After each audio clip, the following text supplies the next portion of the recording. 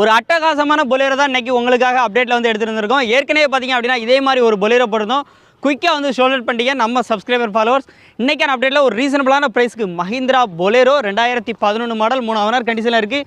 Tyre 4 டயருமே புது tyre வந்து போட்டுக்கிறாங்க. மைலேஜ் லிட்டருக்கு பார்த்தீங்க அப்படின்னா 19 கிலோமீட்டர் சாலிடாக கொடுக்கக்கூடிய வண்டி. செட்டலக்ஸ் டாப் மாடல்.